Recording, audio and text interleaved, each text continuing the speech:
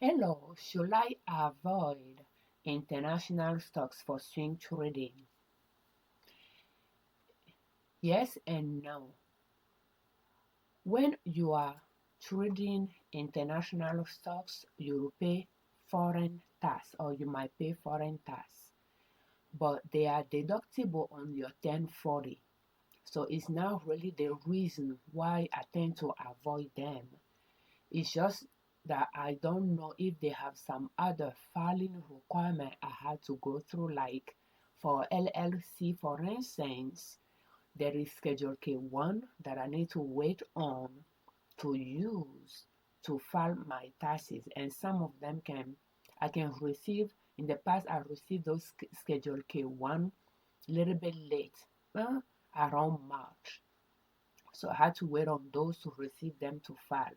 So that is one of the reasons that I stopped trading L.L.Cs. And L.L.Cs in your Roth IRA, your brokerage company will file Form 990T, I think, for you. Even though Roth IRA is tax free, if you are trading, you are investing in L.L.C in that account, yeah, you will receive Schedule K1 and you will mail it to your brokerage firm for them to file that form on your behalf. And I didn't have a good experience one time with one of those L.L.C that bankrupt, but I end up paying tax that year that they went out of business, even though I didn't make any money from having them for years in their account. They pay high dividend, but those dividends were reinvested. So when they went bankrupt, I lost all the money that I have in it, which was not a lot, but I ended up paying more than $2,000 um, in taxes. So, and I had to sell four stocks that I have, over 100 shares that I have there that I took. It took me a few years to get it to that, buying a little by little. Each time it went down so that I can get 100 shares to learn how to do options, like learn, options. So, investing and trading using auctions. But I sold them to have cash in the account for the brokerage firm to pay that tax on my behalf. And I learned from that experience. And as it was before I started swing trading, and when I started swing trading, I used that experience as well to be one of the factors that I use when I'm creating my watch list of stocks, mm, to remove all the companies that are now L.L.Cs. And in that same note, I like to remove international companies that end with SA or AG. Those are entity denomination that are not Americans. But there are some international companies, that's why I say yes or no and no. There are some international companies that don't have those denomination at the end of their company's name, and it is fine to have those. Just know that you might, depend on what they are, um you might pay foreign tax, but it is the brokerage firm that will take it out of your account and send it to them. So I do have some companies that are in that, um, that I think they are international companies. And one company, I think it belongs to Canada. That'll be this one. I think this one is Canada, and I think even this one might be as well. If I can find them here, they will. I think they are more in the financial district, and I can search it.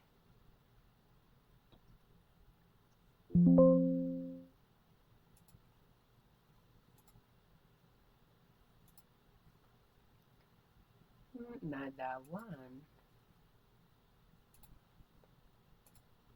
Can look here.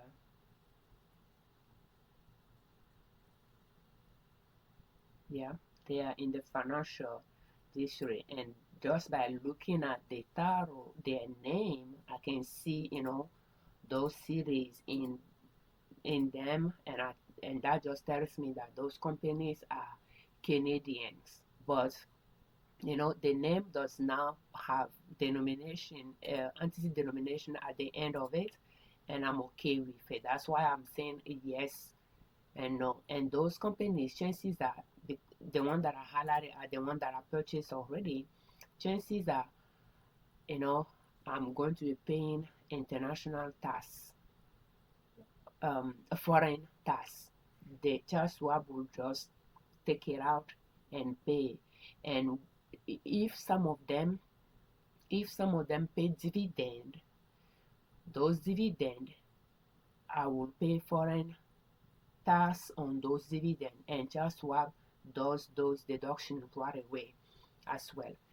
So that is something to keep in mind. And I don't have problem with that. When you are filing your 1040, those 1099 have a spot for foreign tax paid.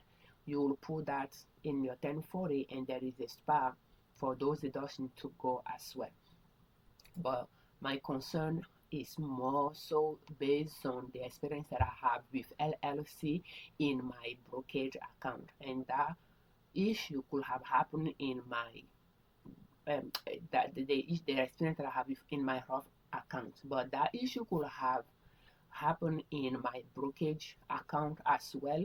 If that schedule K1, I input the information in my 1040, I could have that 2000 or whatever that is, payment tax that will be pretty much included in my tax to pay and come out of, tax that was withheld from our income during the year. So those are just learning experience you learn, and you take that learning with you and keep bearing your situation moving forward. So it is in that instance that I avoid international companies, and I avoid them when they have those SA or AG at the end of it. There are some international companies that will have LTD. For instance, I think Alibaba. I don't know if Alibaba has.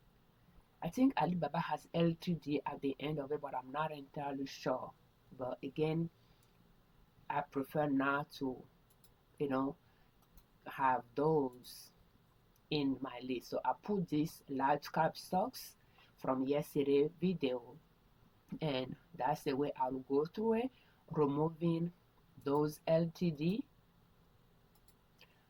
those PLC, because I just want corporations. So they might end with INC, Corp, or CO, or they may not have any entity denomination at the end of their company's name. So having those entity denomination at the end of their company's names allows you to classify what kind of business type that company is. And in the US, where we use INCCO Corp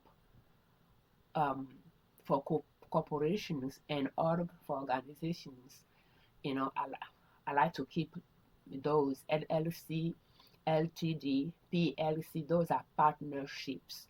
So I like to just take them out. But yeah, and some LLCs can be taxed as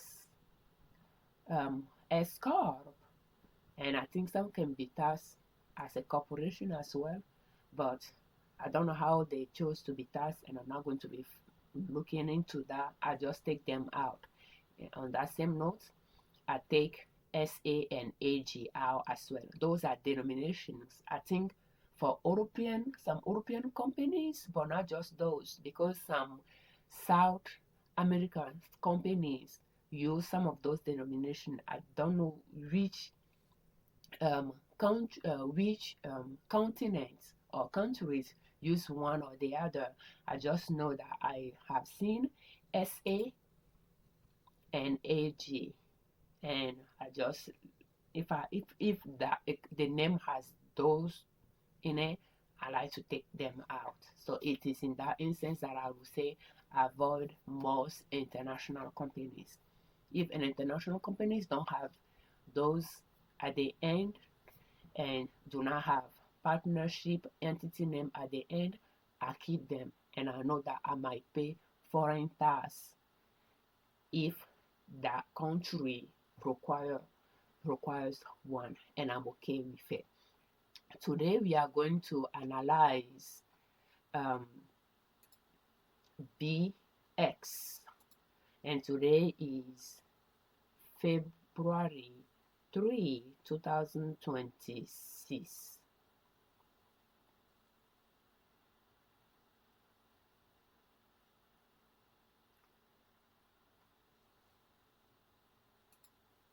BS.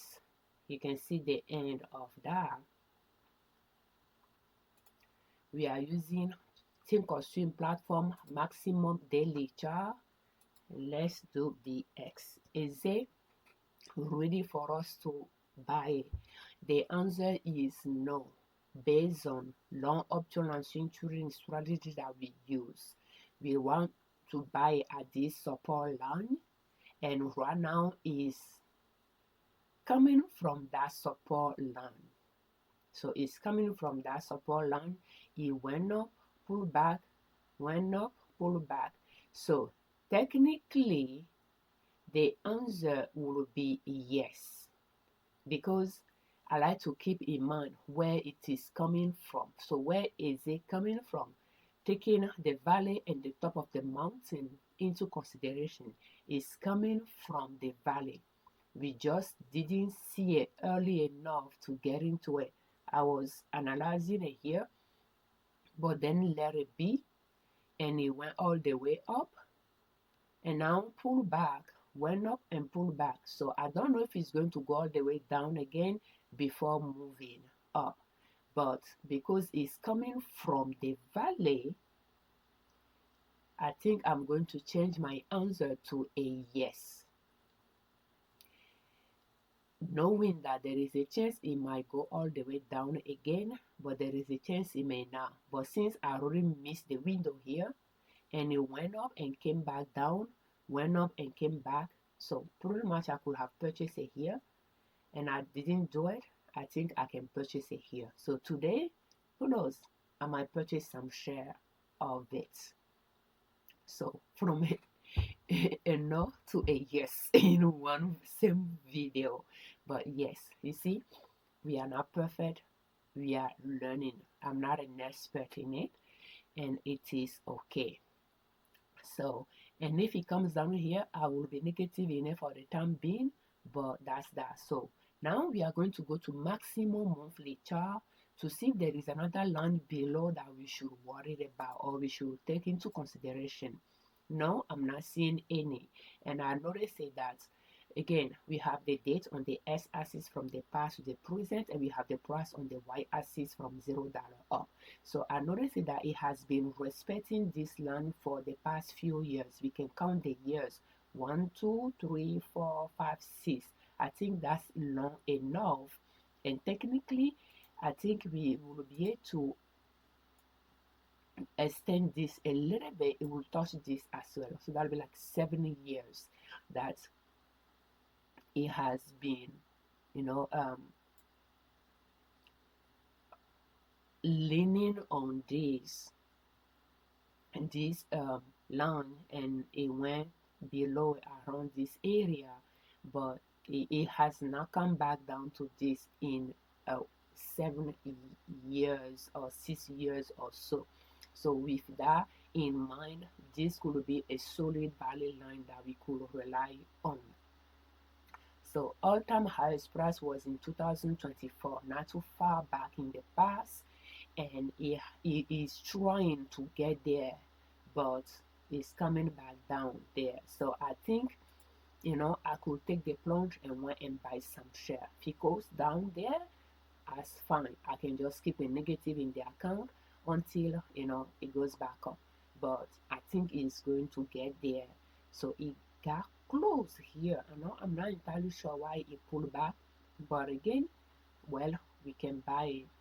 There is going to be higher price compared to what we could have purchased it in 2025, around April. So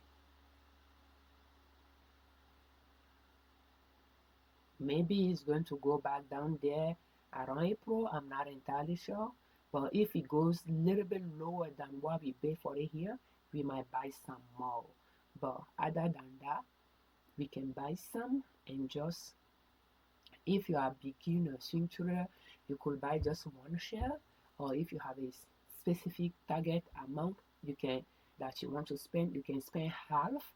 Now knowing if it's going to go lower, so you can spend the other half. That's one way if you don't want to miss out. So that is the way I will approach it. So this is going to be a buy today for me. For that reason, I'm going to put it in red. So thank you so much for watching our videos. We thank you for your time. Thank you for all your comments. We thank you very much for subscribing to our channel. I'm Afiavi Liberman, Fellows of Liberman Consulting L.L.C. YouTube channel and ninaso.com our blog. On our channel and on our blog, we share different ways to save money and different ways to make money to reach your financial independence, where you do not depend on an employer to provide for your family, to provide for your need. And swing trading is one way to make money.